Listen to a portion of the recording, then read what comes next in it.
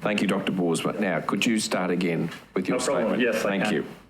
So thank you for having me here today and giving me this opportunity to provide evidence. As I said, public spending is a matter of considerable magnitude, and with the size and public spending comes the inherent risk of links to labor exploitation and human rights violations. Yet the size of this spending also can be used as a force for good, enabling government bodies to leverage their purchasing power and champion the cause of human rights and ethical labor practices.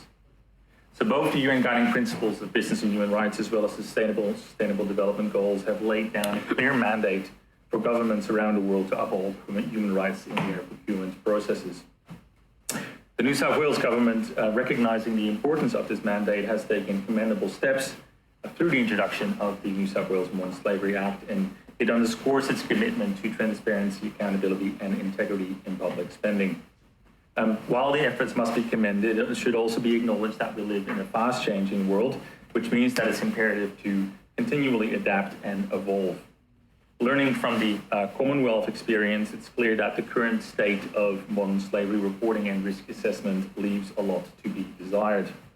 We must discourage entities that need to report from taking a mere compliance-based approach to one that truly embodies the, spirit of the Act, ensuring substantive action through meaningful risk mitigation steps, transparency about progress and or lack thereof, and producing useful data which is publicly available. Additionally, accountability should not merely rest at the apex of the supply chain, but cascade through every layer of the supply chain. By embedding stringent anti-slavery protocols at each level, we can combat risks and enforce standards that reflect a strong commitment. We must also recognize and address the varying degrees of exploitation that individuals endure, from poor working conditions all the way through to forced labor. In conclusion, the New South Wales Modern Slavery Act has created a very solid foundation, but efforts made towards ensuring both fiscal and ethical responsibility in public procurement require continuous attention and resolve. Thank you, Dr. Boersma. All right, we might open up with some questions. Ms. Leon? Thank you, Chair. Thank you, Dr. Boersma, for your submission. I wonder if you can speak specifically to the recommendation that you make around ensuring or encouraging due diligence around a range of exploitative practices and looking at the idea of how minor labour rights might be reported. Do you see that there's scope within this Act to potentially expand the remit of the Act to allow that, given the indications that those minor labour rights infringements can have on potential modern slavery risks? Yeah. Absolutely. So I think it is commonly accepted that there is a continuum of exploitation that exists. The UK, in their reporting guidelines for their Modern Slavery Act, acknowledged that. The Commonwealth Act acknowledges it as well. And from my experience in looking at how Australian entities have been reporting under the Commonwealth Act, there is a bit of a binary approach towards either we see modern slavery or we don't really see anything at all. And with the acknowledgement of the fact that there's a broad spectrum of exploitation occurring, and the fact that people are not once and for all fixed on that spectrum, they can move along that spectrum, conditions can change, working conditions can deteriorate. By not acknowledging the spectrum and by overlooking what might be called lesser labor abuses, you might run the risk that a particular entity that does a risk assessment of the supply chain would not necessarily find anything that they would classify as forced labor, thereby overlook a particular risk factor, which in combination with other risk factors and in combination with time may eventually lead to worse kinds of exploitation. So I think it's really important, and again, this is learning from experience through the evidence that and the research that's been put into the Commonwealth Act. We do need to acknowledge that spectrum and look at what might be termed lesser labor abuses, whether that is wage theft, whether that is, unreasonable productivity rates, all sorts of, the range of different entitlements not being paid, such as super, et cetera. Those can all cumulatively and over time result in worse types of exploitation. So I think that's very important.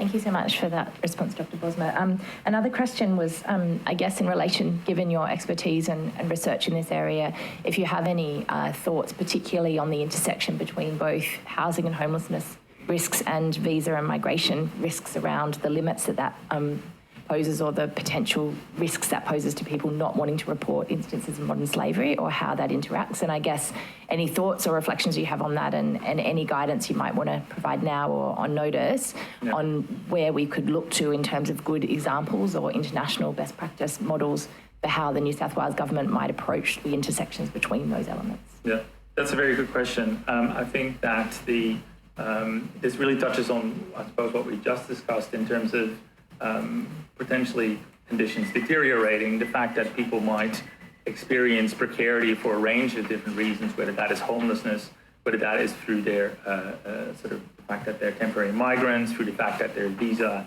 may or may not have expired, they're still working for a particular employer, et cetera, with the balance of power shifting towards the employer, obviously, because they're breaching their visa conditions. And those are really good examples, I think, that need to be taken into consideration, because again, that adds to the precarity that a person can experience. And someone who might be here, who might be living in a share house, who is still on a temporary visa that's valid in a particular employment relationship, might next month see themselves booted out of the share house, finding themselves breaching their visa conditions, and et cetera. Obviously, that then severely adding to the precarity that they experience. And any sort of risk factor that an entity might have identified before that has obviously then dramatically changed. So in terms of the first part of your question, in the necessity to address that, there's a dire need to address that. And in terms of the second question, best practice examples, I think there are not too many out there. So I would like to take that question on notice and get back to you at a later stage from that. Thank you, I appreciate that. Thank you. Thank you, Chair. Dr. Kay? Thanks very much, Chair. Thank you, Associate Professor Boersma, for being here today. And I should declare to the committee that I do know Dr. Boersma. We were colleagues for about a decade at UTS, and so it's lovely to see you again. I just wanted to ask a question. We've been talking a bit about enforcement this morning and enforcement powers or lack thereof, or how we get there. And I wondered if you have any views on the way in which the New South Wales Act could be enforced, particularly with the aim of increasing compliance and substantive action to reduce risk. Yeah, very good question. Again, we can look to the Commonwealth experience, I suppose, for learnings. The idea there is that there's some sort of market-based enforcement model where consumers and investors might take away their money if a company does a poor job or an entity does a poor job of reporting. And conversely, the idea is that a reporting entity will be rewarded if they do a good job. Investors will flock towards this particular entity, and so will consumers. Now, from the UK experience as well as the Australian experience with the Commonwealth Act, we see that that's not the case. Obviously, in New South Wales, it's different. Here, obviously, the entities are not necessarily public-facing to the degree that the entities reporting under the Modern Slavery Act, the Commonwealth Modern Slavery Act, are. But so a different type of enforcement mechanism, I suppose, is warranted. Now, from my perspective, public procurement is obviously always walking a fine line between getting bang for your buck and doing it ethically. But one of the suggestions I made in my submission was to look at ways in which there could be potentially a procurement-connected policy, which I suppose makes compliance, or the demonstration of compliance with labour standards, demonstration of, I suppose, adherence to human rights due diligence framework, a more heavily weighted criterion in potentially awarding a government contract. Obviously, government contracts can be quite lucrative, so the purchasing power that the government has there is quite significant, and also working on the basis that a lot of entities getting awarded government contracts might do so on a, I suppose, a repeated basis, so they would have longer-term relationships with the government. I think instilling or creating that criterion for labour standards compliance, human rights due diligence in, I suppose, awarding a contract in the first place, and providing that as a basis for an ongoing relationship with a supplier, but also, I suppose, reserving the right to not award a contract on the basis of not having those, I suppose, provisions in place will be, I suppose, a good enforcement mechanism which brings a bit of a carrot and as well as a stick approach to that. Could I ask a follow-up, which it kind of goes to one of your previous answers? Are you able to provide on notice any of your own research or any other on the idea of this market-based enforcement and perhaps where it hasn't worked. You cited the UK as an example. If you could provide some of that for the committee, I think that would be really helpful. Yeah, absolutely. I'm happy to do that. I can quickly already give you some figures. So when the UK Modern Slavery Act came into force in 2017, in the first round of reporting, around 43% of companies on the London Stock Exchange didn't bother to submit a report.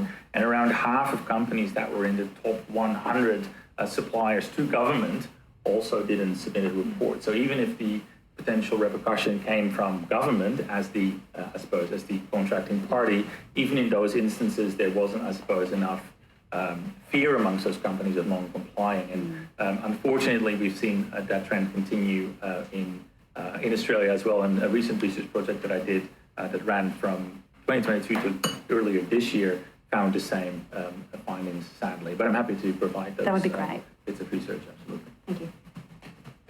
Are you able just to elaborate on that in the Australian context, as you've just indicated? I mean, I'd imagine that I think UK Act's quite different. Well, you can comment on that if you like, but just take us through the impact so far on the Australian procurement scene, and I suppose, and reporting. You're making the point that the name and shame isn't, I think, enough. So interested in the data on that. Just mindful that, of course, we're almost at the start of a process here. And so surely we've got to keep that in mind as well. So just go through what your data is, perhaps on the Australian experience. So what we did together with a team of colleagues from many different universities around Australia under a Commonwealth grant given to us by the National Action Plan to Combat Modern Slavery, we looked at 4 high-risk industries, and we gathered the statements of 102 entities to, look at the degree to which they had substantively complied, but also technically complied with the Act. And we found that round about 3 in 4 companies that we looked at had not actually complied with the basic reporting criteria of the Act. But then when we started to delve deeper, when we tried to look at, what would constitute meaningful compliance, we found even, more underwhelming results from that. So for instance, companies that were sourcing garments from China, obviously we know there's been widespread reports from state-sponsored forced labor in Xinjiang. We found that over half of the companies sourcing garments from China that were required to report didn't mention Xinjiang as a risk factor in their annual modern slavery report. So that is obviously, one of the best known examples of forced labor, which was, glaringly overlooked. And we found that in other sectors as well. So we looked at Thai seafood industry as well. We looked at garment manufacturing, and we also looked at the production of gloves, and we also looked at horticulture. And in many of these industries, the types of reports that we oftentimes see in the media and you can read pretty much almost on a weekly basis were not mentioned in their own reporting statements. So I think that the awareness amongst reporting entities about risks in their industry, and definitely, the degree to which they are transparent about those risks, that is not really, something to be encouraged about. Can I follow that up? So, given that they've made those reports, is there not a mechanism for that to be called out, or is it just simply reliant on, informed people like yourself trying to make that information public? Yeah. Is that a weakness in the Commonwealth legislation? I would say so. I think the naming and shaming is not really working. I think tragically the people that are actually looking at modern slavery reporting statements are just people like myself and fellow academics who scrutinize these, who try and make some waves by potentially, partnering with other civil society organizations, producing a report, trying to get a media headline. But I don't think that there's an active fear. And one example is we did a second round of analysis with the initial statements, the initial 102 statements, and a number of companies that we analyzed in the first round just didn't bother to submit a report the second round at all. So clearly there was no real fear there of some sort of backlash. We reached out to a number of those entities as well and didn't get a response. So the naming and shaming approach and the reliance on, the market to I suppose, balance the financial interest with the social interest is not something that seems to be working.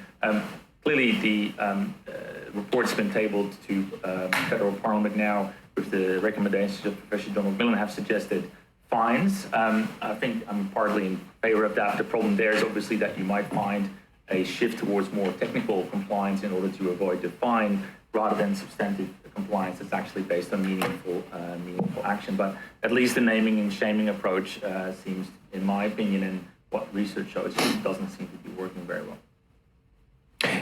Is there anything that we should be considering in the New South Wales Act or the role of the New South Wales Anti-Slavery Commissioner that would, if you like, strengthen the impact of naming and shaming within the current or proposed changes to the Commonwealth Act? You might want to take that on notice and think that through. I'm happy to. Okay. Yeah. I think that, again, coming back to the idea of making compliance with, I suppose, human rights due diligence frameworks and doing risk mitigation, making that a more heavily weighted criterion in awarding government contracts, I think that can be a very persuasive lever. And if the naming and shaming would be accompanied by, for lack of a better term, a blacklist or a list at least of, I suppose, entities who are not compliant and who are not eligible to potentially receive government funding, I think that would, I suppose, add some gravitas to, I suppose, the naming and shaming with not just, I suppose, having a name on a website, but also having a real world consequence attached to that. Thank you. And you've made that point about the connected policy before, so thank you for that. I apologise. You're right. I butted in. Ms McDonald. Thank you. So, Doctor, just following on from the Chair's, I think by the government implementing the legislation and then going through the procurement process and demonstrating its commitment and promoting ethical supply chains, would that not then influence the private sector to then also have a greater corporate responsibility? And then perhaps in doing so, rather than naming and shaming, they can do it themselves, saying, we have signed, or, not signing up, but we are doing this, and promoting it themselves. So it can be a two-way thing rather than just naming and shaming the ones that are being responsible, can also add to that discussion. I think it's very important for government to lead by example. I think that if you're going to ask private entities to take certain steps to address modern slavery, then certainly, in terms of public spending, you have a responsibility to show how it's done. The difference between the public sector and the private sector here is that for the private sector, we're told there's a business case to do this. So the business case is that it will attract investors or detract investors, and the same for consumers. And obviously with public spending, that doesn't really happen. So with, I suppose, public spending, you rely more on a moral case by, I suppose, showing and leading the way on how it's done and practicing what you preach. So I think that is a very important element there as well. And I think that if we are to make strides in the private sector as well in the next years, and I take the point of the chair as well, saying that we're early on, I suppose, in this journey, that I suppose, again, if we see the New South Wales government and public procurement making great strides, setting good examples, introducing guidelines and criteria and formats, contract clauses that I suppose can stand up as best practice, then we give up a really good signal to the private sector as well. So by knowledge sharing and building capacity and, as you said, developing best practice. So then we adjust our supply chains and our work environment so that they comply with the criteria. My mind then turns to the criminal aspect of modern slavery and how to address that. Because once you start getting the community aware that modern slavery isn't what we've always imagined it to be, but it can be in the supply chain. But as we start seeing that working through, how do we then go to the criminal aspect? Yeah. I think that Commissioner Cocaine was here obviously earlier this morning and referred to the development of a hotline. I think it important that we also, I suppose, communicate to mainstream media what modern slavery is. It's oftentimes misidentified. And there's also, I suppose, a downside with a potential hotline as well. So in the United States, for example, there have been a number of, I suppose, false positives occurring. People, for example, being on flights being flagged as being potentially trafficked. And that was not the case, which resulted in lawsuits and the like. But oftentimes, even in mainstream media, I see reports of modern slavery using the term modern slavery, and the offense described is actually not typically modern slavery. So we need to be cautious of that as well in terms of identifying and then referring and potentially prosecuting, because the there's a lack of understanding oftentimes amongst people what constitutes modern slavery, forced labor, and the different types of exploitation that occur there, and that is very important. But I'm pretty sure that Commissioner Pickang will obviously have the expertise in his team to deal with those sort of incoming hotline calls when they do come in. Yeah. Ms. Ayad? No questions from me. Mr. Borzak? Chair, Dr. Boersma, in your paper, you talk about the continuum of exploitation.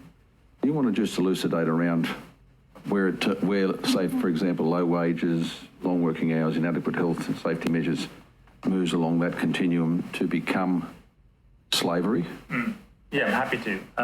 I can give an example of a research project that I was involved in from 2019 till 2022, which focused on the Australian commercial real estate cleaning supply chain. So a lot of people working in an industry, it's typically an industry with a low barrier of entry, so you don't have to have many qualifications, if any, to become a cleaner. There's a large transient workforce there. People are oftentimes international students. And those are immediately already, I suppose, two risk factors that you can identify.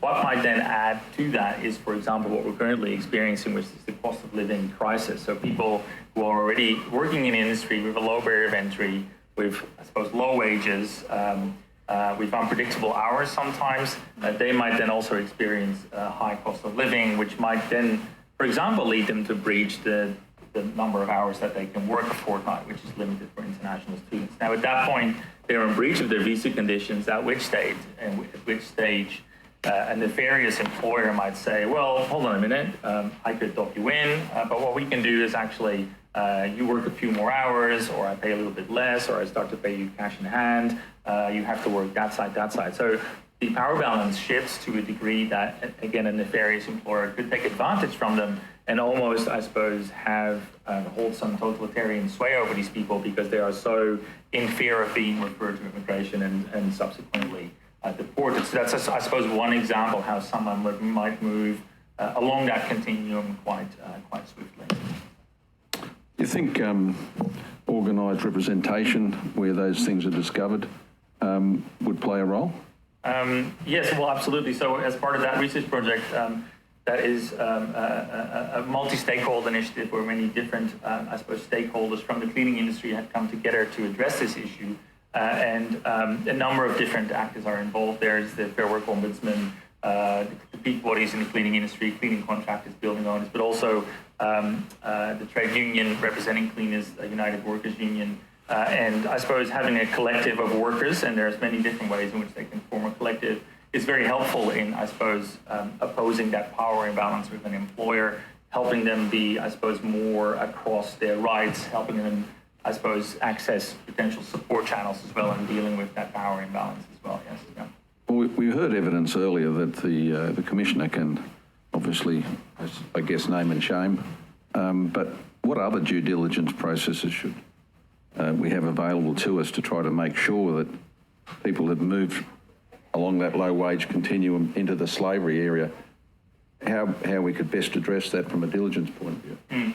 I think the Commissioner, referred to that this morning as well in the approach that his office is taking towards dealing with this, and I suppose having a strategic approach by saying, well, we're actually identifying the high-risk industries and the high-risk sectors first, because obviously, resources are limited and we cannot be everywhere all at once. So dealing with those highest risk industries, I believe you mentioned IT as well as one of them, energy supply chains as well, is a good way of, I suppose, strategically allocating resources to deal with that, because I suppose the evidence in those industries of labor rights abuses are rife. So if we start there and then apply, I suppose, the international gold standard human rights due diligence frameworks, which are slowly but surely developing, then I think that would be a very good place to start.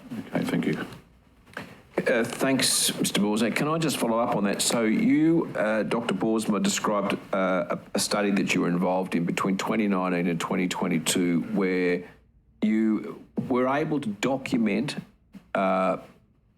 people who had moved along that continuum.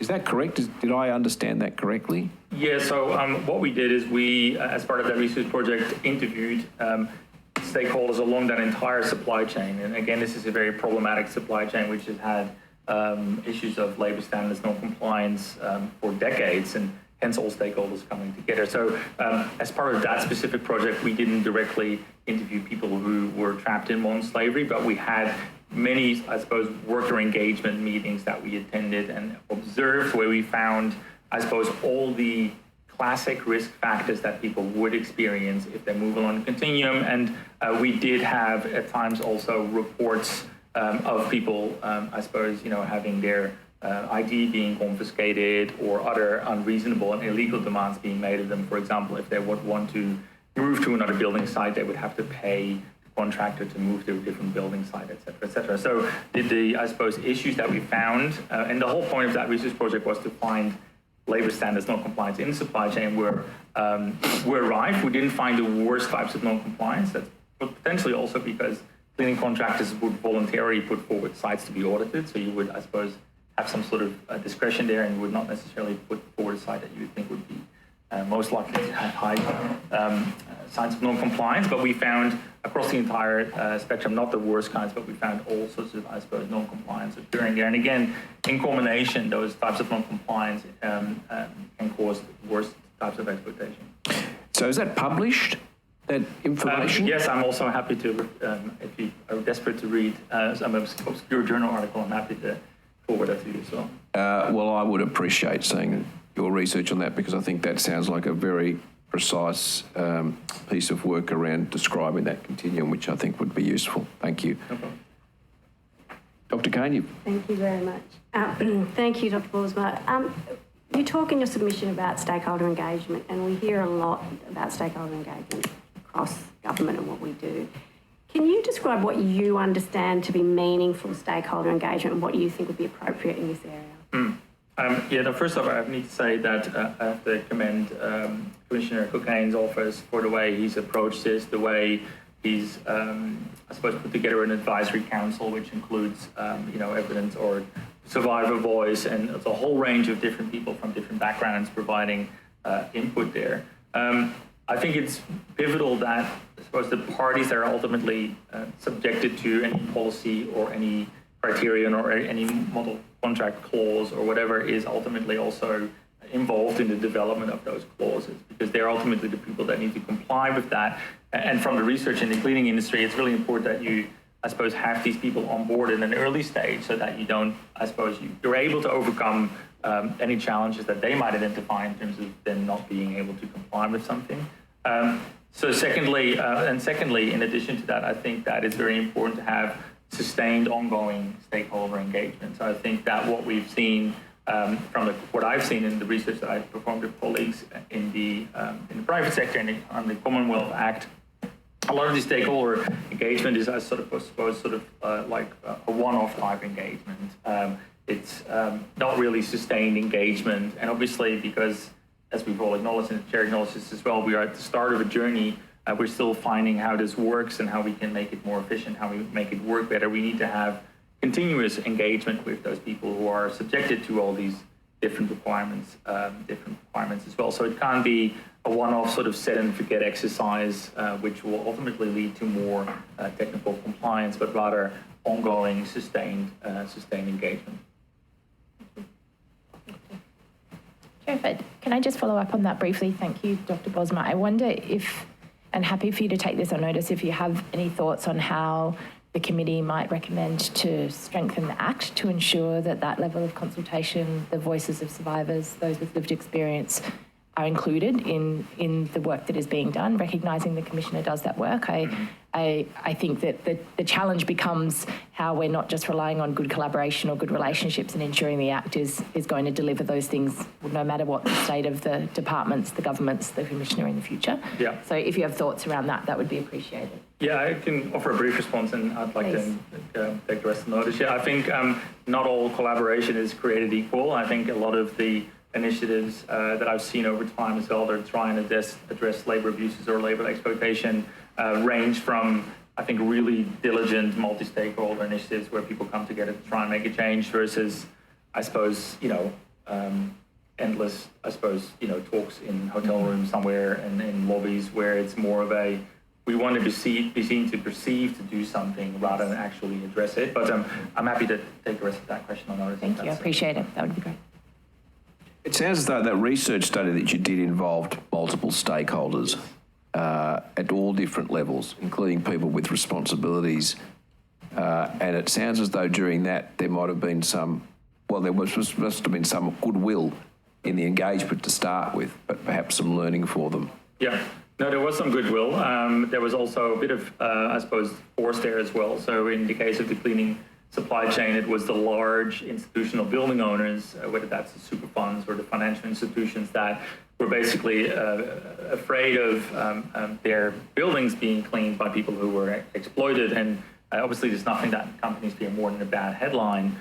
So they ultimately, brought their facilities managers and the cleaning contractors on board. So there was a lot of goodwill. There was also a bit of stick in addition to carrot there as well. But that's one example, I think, of industry coming together to try and solve a long-standing issue. The interesting thing about that was the Australian commercial cleaning, real estate commercial cleaning supply chain is actually relatively simple, straightforward supply chain, unlike some of the supply chains that you would see in public procurement. And even there, with its straightforward supply chain, it was already very challenging, to put into place criteria. And ultimately, all stakeholders got there. But I suppose it gives an insight into the size of this challenge that we are facing. And again, coming to your point of being early on that, on that journey on trying to get there, it's definitely necessary to, keep on at it, if you will, because even in the straightforward, merely domestic supply chain, the challenge was already significant, let alone if we talk about complex international supply chain. Sure, thank you. Right, I think we might have finished with the questions. So, Dr. Boersma, thank you very much for your giving evidence today. And the Secretariat will contact you because I think there were a couple of items that we'll follow up with you on. Thanks very much.